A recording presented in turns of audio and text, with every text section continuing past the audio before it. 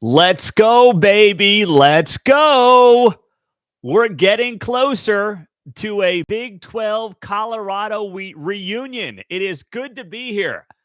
I'm excited as ever on Heartland College Sports. I'm Pete Mundo. As always, thanks for joining us. Subscribe to the channel. We cover the Big 12 Conference from top to bottom, as we have for several years. The YouTube page has been blowing up because of you, so can't thank you enough for sharing the video, hitting that subscribe button, and also finding us on the podcast, where many of you have been for several years. Always grateful for your time and grateful for you picking this show from the busy list of things you could be doing right now. So, big day on Monday, Tuesday this week. Getting my days all mixed up with the holiday. Tuesday this week, as Dennis Dodd of CBS Sports puts out a report saying that the Big 12 and Colorado have had substantive talks. Let's try that again.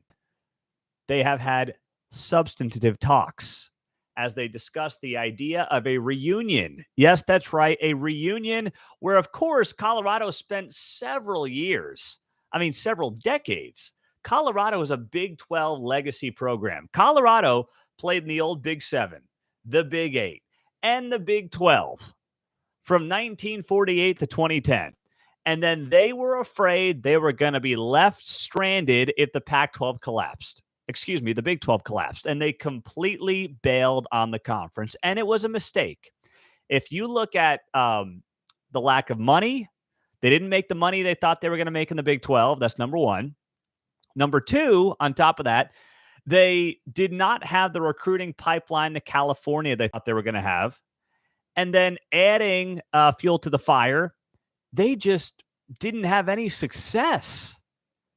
Colorado did not have the success they thought they were going to have when they left the Big 12 for the Pac-12. It did not happen, but they've got a chance to come back. Brett Yormark has extended that lifeline. Brett Yormark has said, if you want back in this league, we want you. It's a good fit. It's a natural fit. It's an organic fit. And I have been for over a year pounding the table, well, really since USC and UCLA announced they were going to leave. So for nearly a year, 11 months, I've been pounding the table saying, get Colorado back into this conference. And I know many of you disagreed with me. Many of you said, Pete, that's crazy. We can't stand Colorado. They left us. Don't do it. You got to look big picture. You have to look at what actually matters when it comes to just the basics of what makes sense for this league. We cannot let our pettiness, and I say that as a fellow Big 12 fan, we cannot let our pettiness get in the way of what is in the best interest of this conference. And what is in the best interest of this conference is welcoming back Colorado. It's a no-brainer. And that's why, I saw this Dennis Dodd report, and I'm doing cartwheels because it's what I've told you for a long time, by the way. I've talked to people around the Big 12, and they all have had their eyes set on Colorado, thinking that is the first domino they can get the fall. And that leads to Arizona, Arizona State, and possibly Utah. But, we'll see what the deal is there with Utah. But that adds potentially the four corner schools we've talked about for a very long time. So this is moving along. And I said in the middle of May, I said the next 6 weeks are going to be paramount. That's where a lot of big decisions are ultimately going to be made.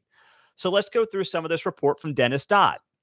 You know where I stand on Colorado. He says, yes, they have had substantial talks between the Big 12 and the Buffaloes. He adds here, Dodd adds in this report, Colorado and the Big 12 have met face-to-face while involved in consistent talks over a period of several months.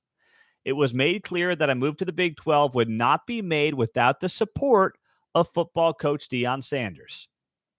Well, I've heard a lot about things that Deion Sanders has reportedly said. I don't know if what I'm about to share with you has been reported anywhere publicly, but I will share this with you. I talked with somebody who, shall we say, was familiar with Deion Sanders' thinking.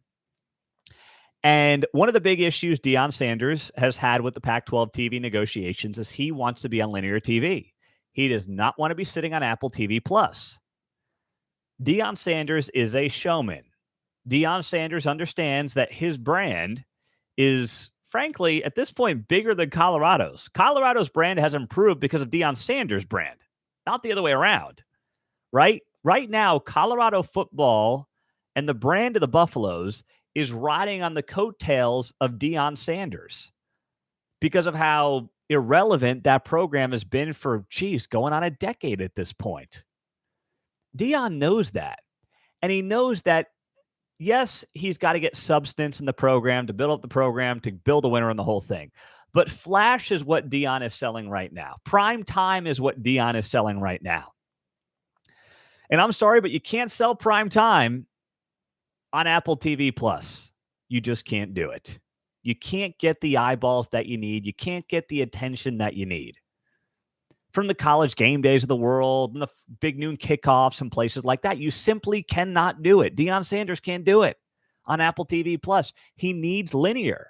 Now, we may be sitting here in 10 years and that conversation may change. Linear TV may be like talking about, the cordless phone. It seemed great for a period of time, but then it completely went away with the iPhone and everything else, cell phones and whatnot, right? That could be what linear TV is in 10 years. There may be no such thing as linear TV in 10 years. But for today, this is why Brett Yormark was smart to lock in a short-term deal with ESPN and Fox. Linear TV is still king if you want to reach the most eyeballs. It's not an Apple TV Plus. It's not an Amazon Prime. The NFL can get away with it. The NFL is king. And the NFL put a game a week on Thursday Night Football. And by the way, they did it for what, $1 billion a year? You can justify that if you're the NFL. The Pac-12, the reports are they could have half of their games on Apple TV Plus. They can't afford that. They should not be signing up for something. That would be insane to do that.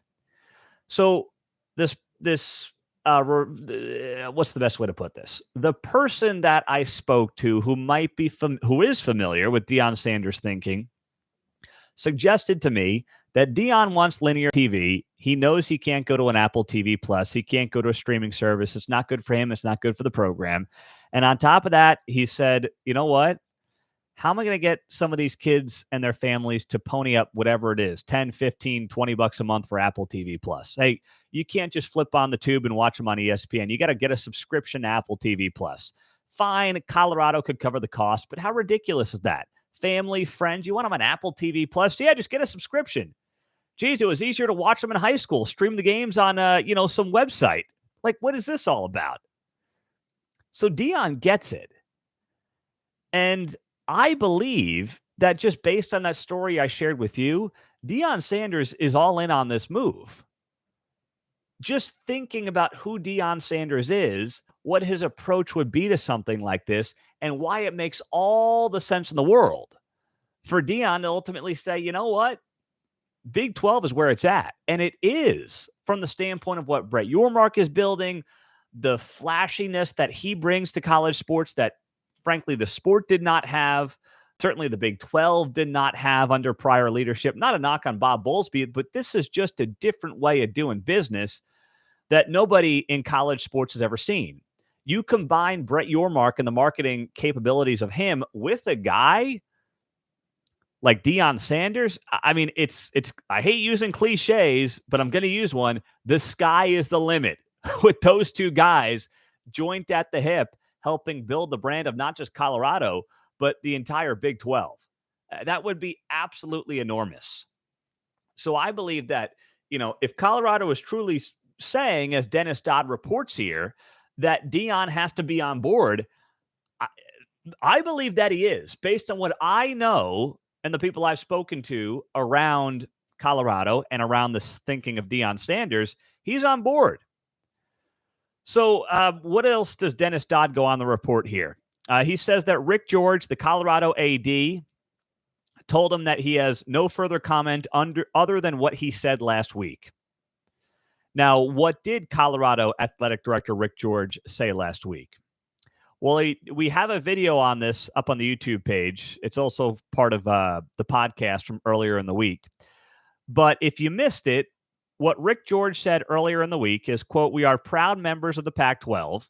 In a perfect world, we'd love to be in the Pac-12, but we also have to do what is right for Colorado at the end of the day." He said that to Buff Zone, which is a Colorado fan site. Rick George saying that to Colorado. How do I interpret that line? I interpret that line from Rick George as him saying, you know, we love you, Pac-12. We wish we could have made this work, but we just can't. He is laying the foundation for his fan base to prepare for a move to the Big 12. That's how I interpret that from the Colorado AD, Rick George. In a perfect world, we'd love to be in the Big 12, right? It's like when you're trying to figure out how to dump a significant other. Whichever way this goes, right? If you're a guy trying to dump a girl, or you're a girl trying to dump a guy. What do you say? You preface it by saying, you know, in a perfect world, this would have worked. It's not you, it's me. That's what Colorado is saying. It's not you, it's me. In a perfect world, we wish this marriage would have been great. We wish this relationship would have been long-term. Unfortunately, we have to break it off. Unfortunately, we've got to move on. I have to do what's right for me at the end of the day. That's what Colorado is saying. They are signaling their divorce from the Pac-12. The Colorado AD did not deny talks with the Big 12. He didn't tell Dennis Dodd, "No, Dennis, you know, we have not been talking to the conference. What do you get out of here with that?" He didn't say that. He just said, "I have no other comment other than what I said last week." And if Rick George wanted to go out there and truly crush these rumors and crush these reports and crush Dennis Dodd, he would say, "Dennis, you're full of garbage. You know it. This is not true. We are committed." And he didn't say any of that. All he did was tell Dennis Dodd and tell CBS Sports, go back to what I said last week. We'd love to be in the Pac-12, but we have to do what's right for Colorado. He is saying goodbye. That's what he's doing. Now, Big 12 Commissioner Brett Yormark and Pac-12 Commissioner George Kliavkoff had no comment. So that is something that we should not be surprised by right now. But what's got to be very attractive to Colorado in this whole thing is that they would receive equal media rights shares of about $32 million starting in 2025 to join the Big 12. That makes this move very attractive. That's a big part, an underrated and underreported part, by the way, of the Big 12's contract with ESPN and Fox. It's believed to guarantee an equal share for any expansion teams so long as they are currently Power 5 members. So they can't go and grab Tulane and give Tulane $32 million, which is what the other Big 12 teams are going to make from just the ESPN Fox part of the deal. But if they grab another Power 5, they become an equal shareholder. And what nobody has talked enough about in this conversation is that it ultimately may be in the best interests of ESPN and Fox to have one of the Power 5 conferences fall apart. And why not the Pac-12? Like, this is where the Big 12 was 2 years ago. There was a belief that ESPN, remember, Brett, I almost said Brett Bowlesby, combining Brett Yormark and Bob Bowlesby. Sorry, guys. I don't think either of them would like that. My bad. Bob Bowlesby accused ESPN of sabotaging the Big 12. Bob Bowlesby, to his credit, went to war with ESPN and accused them of basically trying to force the Big 12 to collapse. Now, we'll never prove it one way or the other. I was defending Bowlesby at the time. I said, okay, this thing is stinking to high heaven. I defended him. I thought that Bob Bowlesby did what he had to do to defend the conference, and I appreciate that. And by the way, the conference obviously ultimately survived, in part thanks to Bob Bowlesby. So that being said, it would not shock me one bit from a financial perspective. We know ESPN's hurting. Disney as a company is bleeding money left and right. Do they really want to pony up for another conference? I highly doubt it, right? So I'm looking at this and I'm saying to myself, it makes sense. If ESPN is quietly saying, you know, we love you, Pac-12 teams, but you know what we love a lot more? We love our bottom line. We love our ability to have maybe 4 power conferences, spread out these teams around the rest of the country. Oregon, Washington, go to the Big 10. The Four Corners, go to the Big 12. Yeah, you got a couple teams left holding the bag. You got Washington State, Oregon State, Cal, Stanford. But, they're not. The world will move on. Everybody will survive. Such will be life. The Mountain West is waiting for you. Not trying to be mean. I'm just saying that's how it works in a dog-eat-dog world. So it would not stun me one bit if ESPN is not in any way incentivized to negotiate with the Pac-12 or the Pac-10 or whatever you want to call them. They have no incentive to do that. They would be better off, likely monetarily, letting the Pac-12 collapse, moving some of those teams into the Big 12. Yes, they'd have to pay the Four Corner schools equal revenue for the Big 12, but they'd save money by not having a handful of teams in the Pac-12 that they don't have to pay Power 5 money to. So this could actually be something that works out in favor of the TV networks, notably ESPN, but also Fox. And that part of this conversation does not get the attention that it should. Because, by the way, a lot of the national media people either work for ESPN, work for Fox, are in bed with them or in some way, shape, or form. You're not going to hear that in a lot of those places because they don't want to look like the bad guys. And by the way, they shouldn't look like bad guys. I can't believe I'm defending ESPN here for a second, but I will. They have a business to run. And if they're sitting there saying, we can either save the Pac-12 and pay them $25 million per team per year, but is Washington State and Cal and Oregon State and Stanford really worth it right now? Or do we just let that conference fold, move some teams into the Big 12, pay them their equal share and move on? That's what makes the most amount of sense in large part. I'm Pete Mundo on Heartland College Sports. As always, hey, we're giving out, I sent out another 10 today. Heartland College Sports koozies. Got a brand new box of a couple hundred right here. All you have to do to get them is leave a rating and review on the podcast and send me a screenshot of that rating and review to Pete Mundo, M-U-N-D-O, on Heartland College Sports. Hit the 5-star, leave a review, and subscribe because that helps us tremendously build this show without some multi-million-dollar marketing budget like CBS and ESPN and the others have. We don't have that. We've got you, we've got me, we've got this show, and if you're new to the show, we have team-focused podcasts as well. Not all the Big 12 teams yet, but we are building out a roster of Big 12 team-focused podcasts. So search Heartland College Sports. We've got Kansas, Kansas State, Oklahoma, Oklahoma State, Texas Tech, TCU. So we are slowly building that roster, and just search Heartland College Sports. You'll find all our team-focused podcasts as well. David on YouTube Live, David writes, hope the Big 12 kills the Pac-12. Well, the Big 12, this is, I think, part of what's going on too. Nobody wants to take the blame for killing the Pac-12. The Big 12 will get the blame if this does go down the way we think it's going to go down, with Colorado potentially bolting for the Big 12. The Big 12 will get the blame because the national media doesn't like the Big 12. Or I should say they just have softer spots for the Big 10, the Pac-12. A lot of them went to school at those institutions, so they're going to protect their own, right? The reality is the Pac-12 was killed by the Big 10. The moment USC and UCLA bolted, that's when the Pac-12 was potentially a dead conference walking, and it only got worse from there. The Big 12 may ultimately put the final nail in the coffin, but if history is correctly told, the Big 12 will not be responsible for killing off the Pac-12. The Big 12 has been fighting for its life, for its survival for the past decade plus.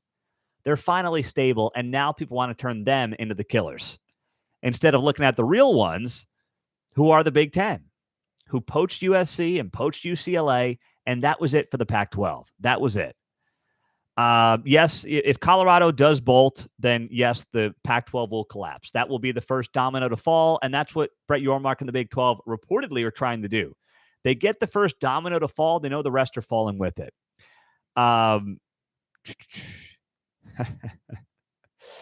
Big 12 is victorious. That's from Blake on YouTube Live. I like that. You know what? It's a pretty damn good time to be a Big 12 fan. As someone who's been covering this conference for over a decade, you know, it was dicey there for a long time. What is this league going to look like? What is this conference going to look like? Is it going to exist? What are we going to do with this show? I mean, there was a moment in time where, as a staff, you know, I've had guys who have been with me now, Derek Duke and Matthew Postins. They've been with me now for 7 years, I want to say. We were like, and then, you know, we have great guys like Brian Clinton, Joe Tillery. There were moments, and then a lot of other guys who were podcasting for us and writing weekly columns for us. I had a talk with the core staff members. I'm like, are we going to have to become a Big 12 conference? Excuse me, a Pac-12 conference when I thought the Big 12 was going to collapse? Are we going to have to become a Big 10 conference? Do we become just a Heartland mishmash conference? What do we do? What do we cover? And now here we are about 2 years later, and the Big 12 is stable as it's been in, I would say, well over 15 years, probably 20 plus years at this point. And the trajectory is as great as it's ever been. It is a very good time, a very positive time to be a Big 12 fan. And man, these are exciting, exciting times for this conference and for this league.